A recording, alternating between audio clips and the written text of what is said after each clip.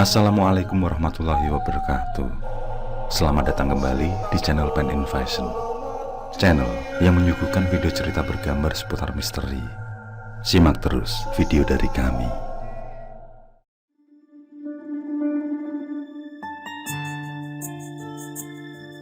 Adi sudah menikah dengan Suci sekitar 6 bulan yang lalu.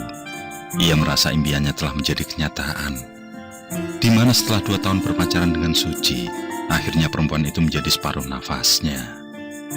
Sungguh kebahagiaan yang tidak terkira. Dan kebahagiaan itu bertambah ketika Suci dinyatakan positif hamil. Adi benar-benar merasa menjadi pria yang sempurna.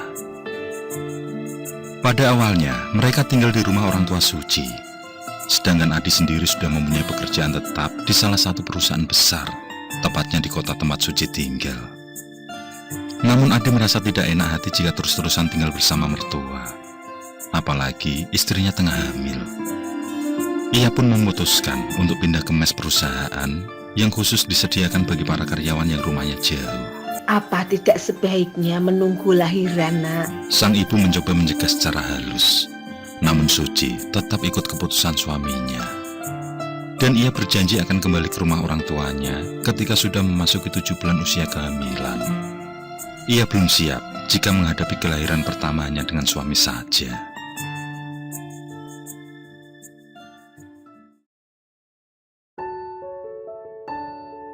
Hari-hari mereka lalui dengan tinggal di mes karyawan tersebut. Sampai tidak terasa, kehamilan Suci sudah memasuki usia 6 bulan. Mas, aku pengen makan bakso, ujar Suci manja. Memang, sejak usia kehamilan 4 bulan, ia selalu menginginkan sesuatu. Bukan hanya makanan saja, setiap kali melihat barang berwarna pink, ia juga merengek minta dibelikan. Mungkin kelak anaknya perempuan, dan malam ini rasa nyidam itu membuat suaminya tidak bisa menolak. Adi pun tidak memperbolehkan istri tercinta untuk makan di luar karena takut akan kesehatan janin yang telah ia kandung. Adi menyuruh Suci untuk menunggu di rumah saja, dan ia yang akan mencarikan bakso meski hari sudah agak larut, ditambah dengan gerimis yang melanda. Dengan menggunakan jas hujan, Adi mencari bakso menggunakan motor hadiah pernikahannya pada Suci. Namun sayang, tempat langganan ia dan istrinya sudah tutup. Ia pun mulai berkeliling ke beberapa penjual lain. Sayang, semua sudah habis. Sambil menarik nafas panjang, Adi mencoba bersabar. Hingga ia pun menemukan seorang tukang bakso keliling. Sembari menunggu pesanan, Adi berbincang pada wanita parubaya yang sedang makan di tempat. tinggal di mana, Mas? Tanya wanita tersebut yang memperkenalkan dirinya sebagai Bu Sulis. Begitu tahu kalau Adi tinggal di mes, ia pun menawarkan sebuah rumah kontrakan yang juga tidak jauh dari kantornya bekerja. Kasihan istrinya loh kalau tinggal di mes terus, ujar Bu Sulis. Adi yang mendengar perkataan tersebut, di dalam hatinya merasa tertarik. Karena pikirnya, memang lebih enak tinggal di rumah kontrakan yang bertetangga, ketimbang masih tinggal di mes karyawan. Apalagi Suci sedang hamil. Ia pasti membutuhkan tetangga jika ia tidak berada di rumah. Pembicaraan mereka pun selesai ketika bakso pesanan Adi sudah siap. Sebelum pulang, tidak lupa ia minta nomor telepon Bu Sulis. Ia berkata bahwa ia harus membicarakan hal ini pada istrinya terlebih dahulu.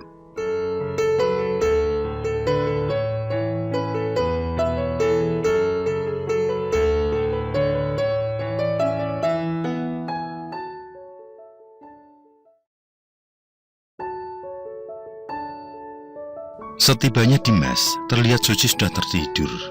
Mungkin karena ia terlalu lama menunggu Adi pulang.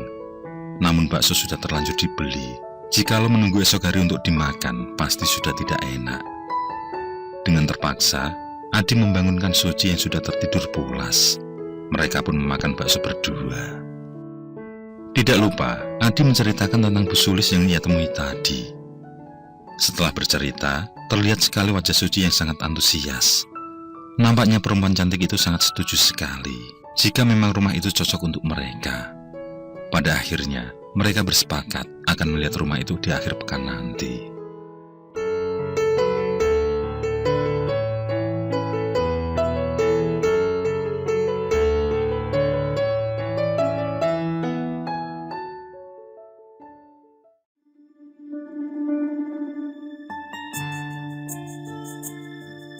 Setelah menelepon dan mendapatkan alamat rumah kontrakan, Adi dan istrinya pun meninjau lokasi di hari Minggu. Tampak Bu Sulis sudah menunggu kedatangan mereka di halaman rumah. Setelah memarkir mobil, Adi sedikit kecewa melihat sekitaran. Rupanya kontrakan tersebut jauh dari para tetangga. Di samping kiri dan kanan hanya kebun, dan para tetangga lumayan jauh jaraknya. Lain hal dengan Suci yang tampak menyukai rumah tersebut.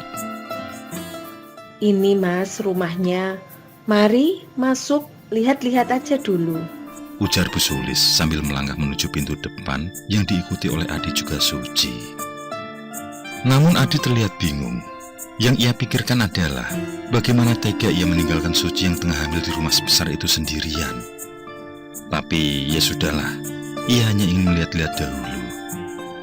Mereka pun masuk ke dalam. Terlihat rumah yang masih mengikuti model lama. Catnya berwarna putih, dengan interior di dalam juga serba putih.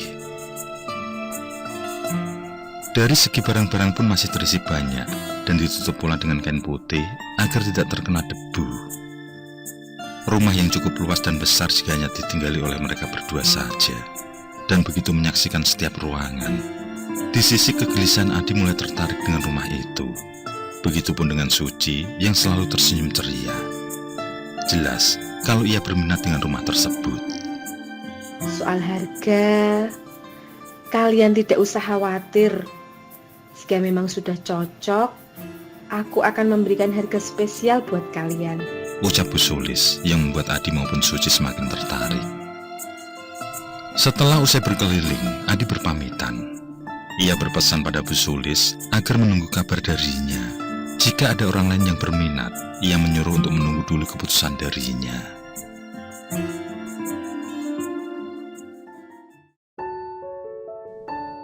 Sepanjang perjalanan menuju mes, Suci merengek meminta agar mengambil rumah itu.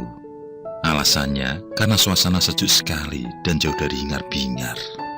Namun tampaknya hal itu tidak langsung disetujui oleh Adi. Ia khawatir jika Suci harus tinggal sendiri di sana sewaktu ia bekerja. Apalagi jika dirinya sedang menerima lembur. Sungguh, ia tidak tega. Ayolah Mas, aku kan bisa ajak teman-temanku jika kamu sedang lembur, ujar Suci yang terus mendesak. Adi tidak mau melihat istrinya bersedih. Tidak punya pilihan lain, ia pun kalah dan menyetujui permintaan istrinya untuk pindah rumah.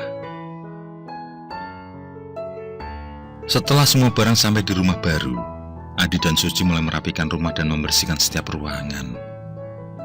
Karena memang rumahnya sudah terlalu lama tidak dihuni, sehingga harus bersih, rapi dan harum. Tentunya mereka tidak berdua saja dalam membersihkan rumah itu. Bu Sulis juga ikut membantu mereka di sana. Bahkan ia mengajak seorang pekerja untuk membereskan barang yang dianggap berat. Terima kasih loh Bu, sudah ikut membantu, ucap Suci pada Bu Sulis begitu semua sudah rampung. Bu Sulis menghabiskan minumannya, lalu segera berpamitan. Tidak lupa, ia mendoakan agar Suci kerasan dan selalu diberi kesehatan.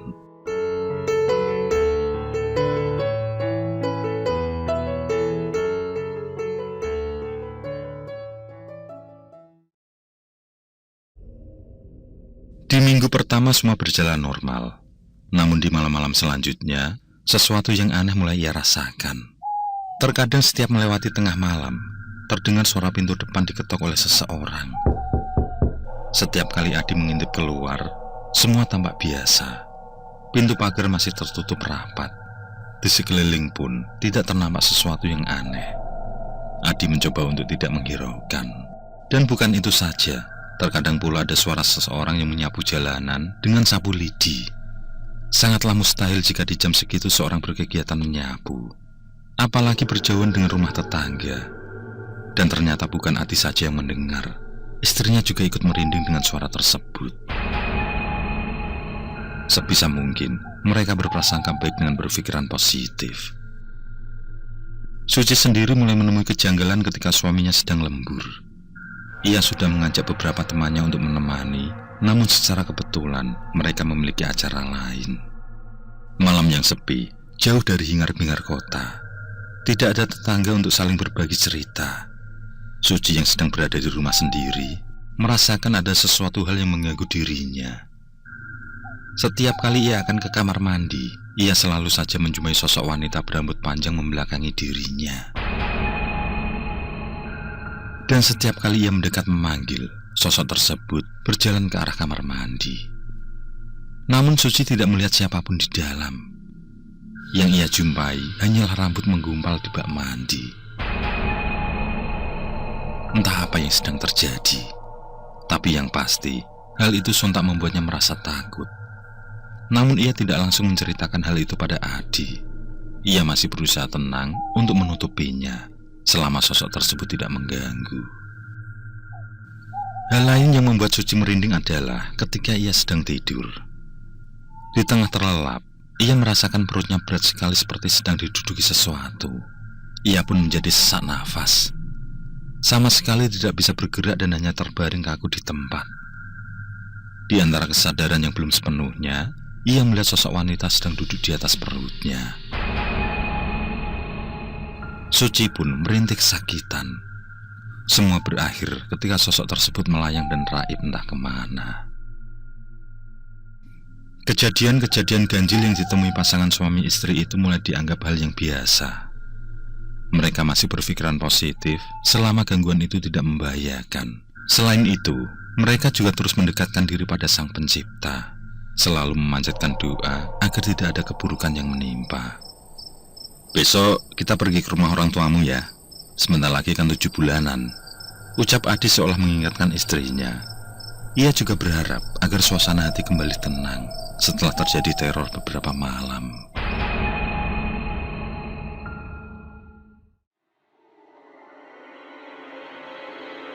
Adi dan Suci yang tampak kelelahan akhirnya tiba di rumah keluarganya. Mereka terlihat pucat dan lesu. Melihat keadaan putrinya, orang tua Suci pun terkaget. Dok, kamu kenapa, Dok? Perutmu baik-baik saja kan, Dok? Tanya Bu Asih mencemaskan kondisi putrinya. Dengan menghela nafas panjang, Suci menceritakan kejadian yang mereka alami. Mendengar itu, Bu Asih pun ikut merinding. Lalu ia menyuruh agar mereka beristirahat. Setelah itu, ia akan mengajak pada dukun bayi untuk mengecek kandungan. Nyi Ratmi mengurut dengan halus perut Suci, mengatur wadah bayi agar dalam kondisi yang benar. Suci hanya menurut saja sambil sesekali meronta pelan. Sementara Bu Asih yang menemani menceritakan tentang kejadian yang menimpa putrinya di rumah yang baru. Nyi Ratmi pun memberitahu bahwasanya dalam tradisi Jawa, seorang perempuan yang sedang hamil tidak diperbolehkan untuk berpindah rumah. Pamali, katanya. Namun karena semua sudah terjadi, maka hanya berpasrah pada Tuhan saja.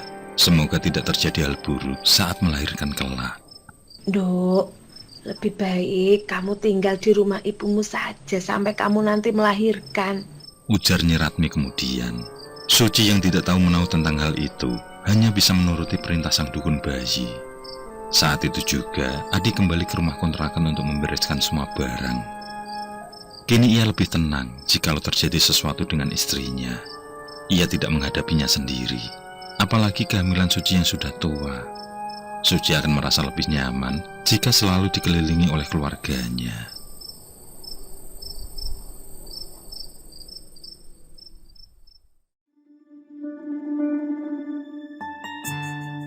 Hari berlanjut, sampailah di penghujung usia kehamilan Suci. Akan tetapi, di usia yang sudah saatnya melahirkan, Suci tidak juga merasakan kontraksi apapun. Hingga akhirnya dirujuklah ke rumah sakit untuk pemeriksaan. Dan saat di USG, ternyata air ketubannya sudah mengering. Untung saja tidak terlambat, ucap dokter spesialis yang kemudian dengan tanggap segera melakukan tindakan. Operasi sesar pun segera dilaksanakan.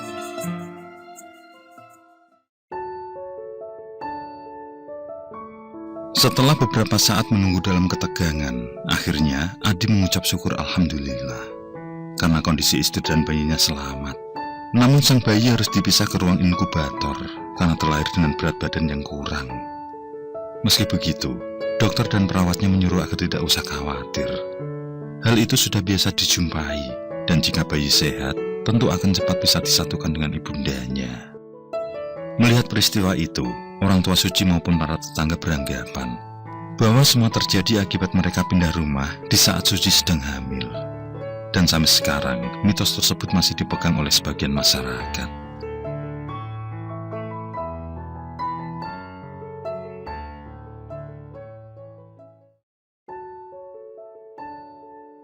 Pada akhirnya, kebahagiaan ditemui keluarga Adi. Putrinya yang diberi nama Hera bisa dibawa pulang setelah seminggu lamanya di ruang inkubator. Memang, sebelumnya Suci yang diperbolehkan pulang terlebih dahulu selalu terlihat cemas memikirkan sang buah hati, hingga ia pun sangat gembira saat Hera berada dalam dekapannya.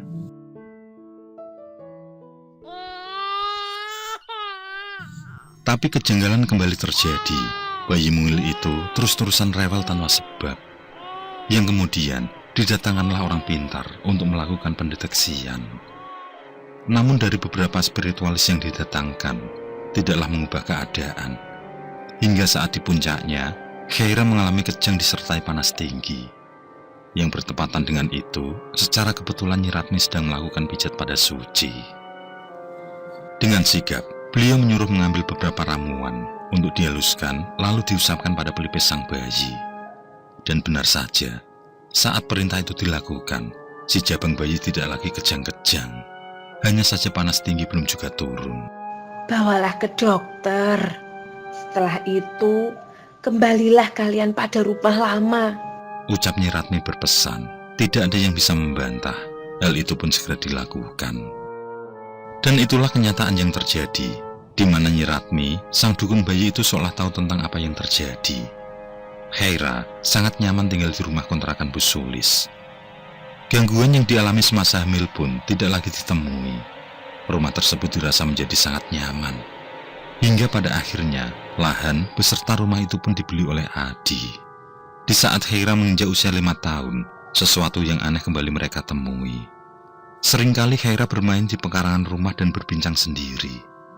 Suci yang selalu mendengarkan, merasa yakin kalau putrinya itu bercakap dengan seseorang.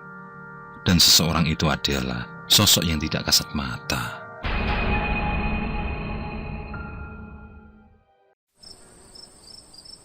Tidak usah khawatir. Memang semua itu tidak bisa dipungkiri. Asalkan semua baik-baik saja. Biarlah putrimu nyaman dengan temannya itu. Ucap Nyi Ratmi, begitu Adi dan Suci datang bercerita tentang Hera. Nyi Ratmi juga memberitahu bahwa sosok itulah penyebab dari rewelnya sang buah hati kala bayi dulu. Sosok itu selalu datang untuk mengajak Hera di tempatnya. Ia sudah menunggu sejak Hera masih dalam kandungan. Dan untuk menghindari hal buruk, Nyi Ratmi menyarankan agar ari-ari Hera yang dipendam di rumah Bu Asih dipindah ke rumah mereka. Semua demi menyatukan sedulur dalam diri Hera, sehingga akan ada pendamping yang melindunginya.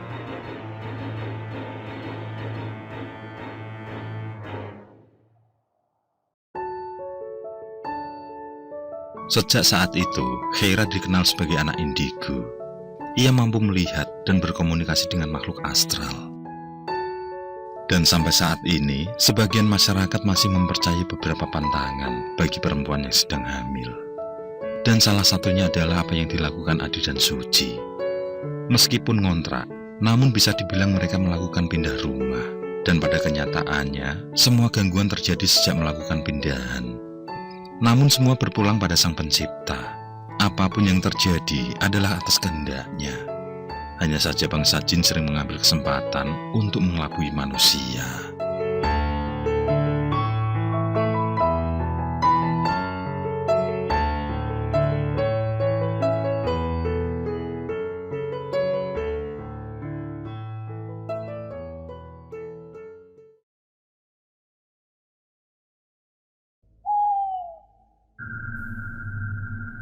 Oke, terima kasih.